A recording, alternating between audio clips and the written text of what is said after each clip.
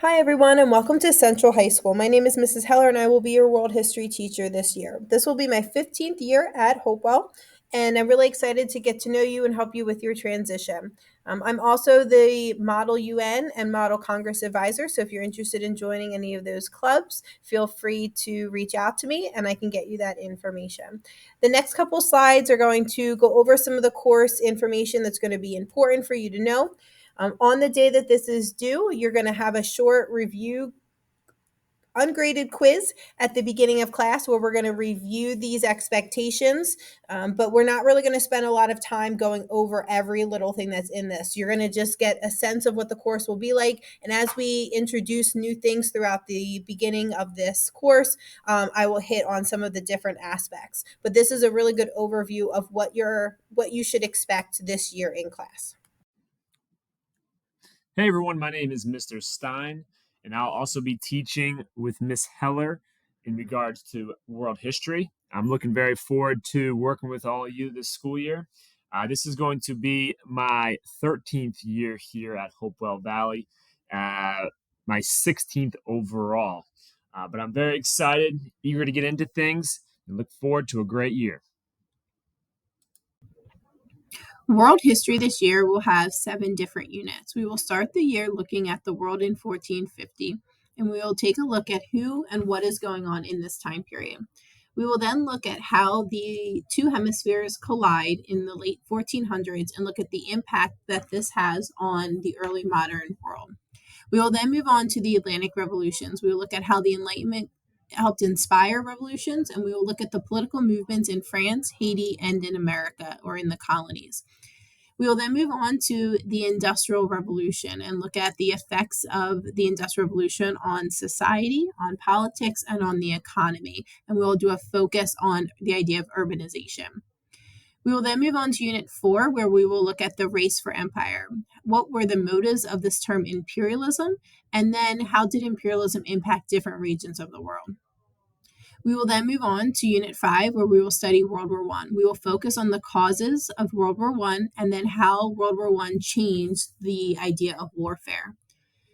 Our next topic will be Unit 6, where we will look at the world between the wars. We will focus on the Paris Peace Conference and the Treaty of Versailles, and then we will take quick snapshots of what happens after World War I in different regions around the world. We will then end the year with World War II, where we will look at the causes of World War II, the Axis expansion in both Europe and in the Pacific, and we will also take some time to study and remember the Holocaust. For our grading in world history class, it is broken into 2 different components. Our first component and largest component is the assignments, which make up 90% of the grade. In this section, it covers the homework, discussion, quizzes, group projects, as well as individual assignments. In the sections for our homework, they are due on the due date.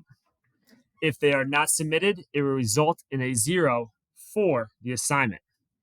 However, if it is turned in late, there is a point reduction, but you must communicate with us about the assignment. The second component is the quarterly exam. For this, there is a quarterly exam at the end of each marking period. So, for example, at the end of the first marking period, we'll have a quarterly exam. The second marking period, a quarterly exam. Third marking period, quarterly exam. Fourth marking period, quarterly exam. For the exams, they are multiple choice and written component. It is critical that you always check on course to see what assignments are due and when the due date is. If you ever have questions, please reach out to us or come see us during recitation. This course is going to be designed for you to be very engaged in what you're learning. You are going to be sharing and talking with your peers. You're going to be collaborating on group projects. We're going to focus a lot on skill development. How are we going to formulate an argument? How are we going to present that argument both orally and through written assignments? And we're going to be reading primary sources that are going to ask you to analyze what was going on during that time period. This is not going to be a lecture-based course, and you should expect to be engaged on a daily basis with the history that you are learning about in class. We also do some escape the rooms simulations and some other simulations throughout the year for you to truly understand what was going on at that time period, and also to critically think and work with your peers to understand this history. I would like to go over 3 aspects of class that I think will help you better understand my daily routines and expectations. The first one is the use of the course calendar. If you go to OnCourse, you will see a link under resources to your course calendar. You will also see in messages the calendar password. This calendar will serve as your central location for all of your resources. We do not have a traditional textbook, and I have compiled over my years here at Hopewell a variety of resources that you will use throughout the day. When you come into class, you should have the calendar open and ready to go. It will provide resources for you that we will use in class. It should also be the first thing that you do and look at if you are absent from class. I will always provide resources, directions, videos, and everything that you need to be successful in class that day. At the top, you will also see if there's any changes to the calendar. You will see this is where I will post study guides and assessment tools that you can use to study.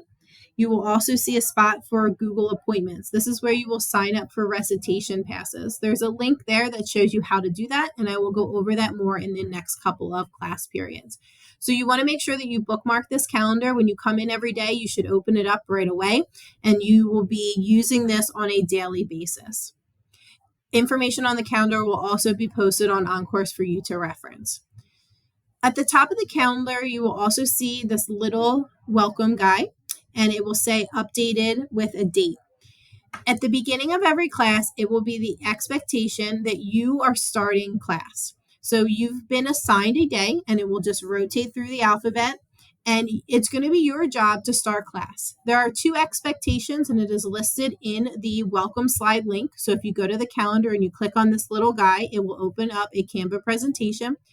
And you should read the first 2 slides. I have demoed it on the first 2 days of class, but after that, it will be your job on your assigned day to start class. You must have on the slide 2 items for what happened on this day in history, and then you need to come up with some sort of welcome activity. And I provided you different options. Students have done Wordle, connections, trivia games, brain busters, different activities that help engage you in that class discussion. It will be your job at the beginning of class when the bell rings to be at the front. I will have your slide up on the board. Your slide should be complete before you walk in the door, and you will be then asked to lead class for the first couple minutes. Depending on the class size, you may go 3 or 4 times this year. It will be your responsibility to know when your date is. The last thing that I just want to go over are a couple daily routines. When you need to leave the room to go to the bathroom, or you need to go to your locker, you can just take the pass that is next to the door, next to our whiteboard. You should write your name, the time, and the location that you're going, your destination, on the whiteboard, nice and big. Only one student should be out at a time, and when you return, you will just erase that information and the next person can go. You do not have to ask me to go to the bathroom as long as you are signing out and this does not become a problem. If you need to go to the nurse or the main office, you will need a special pass, so you can ask me for that. But hopefully this will allow you to kind of monitor yourself and your classmates and not really cause a lot of disruptions. I do eventually allow you to pick your seats.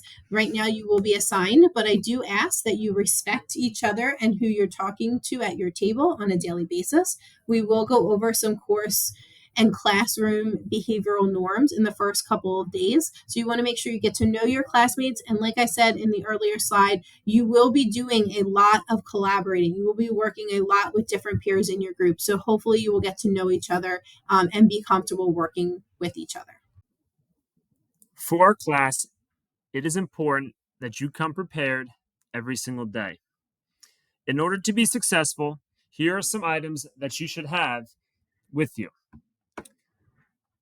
You should have Post-it notes, headphones, pencil, pen, highlighter, notebook, folder, and a charged Chromebook.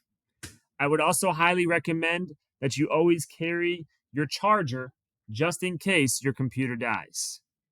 In order to be successful, you must have these items every day in class.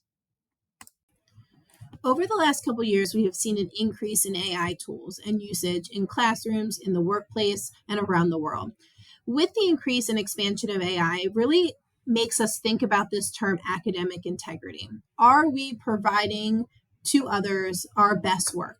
Are we showing that we are mastering the content, or are we resorting to the use of AI to hide what we don't know?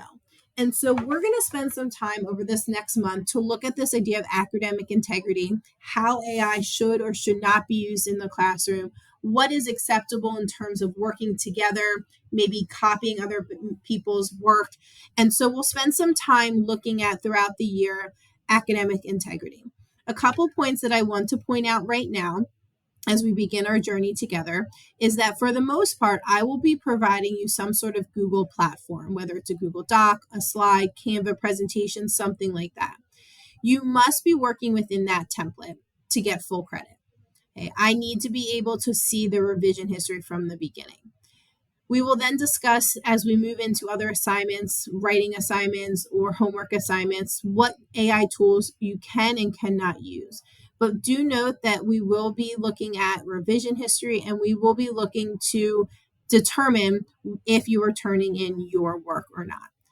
The biggest thing is for you to understand is that we want you to learn and explore the content. If you don't understand something, ask. Come see us. Do not just resort to putting something in AI to then turn in an assignment that is not yours.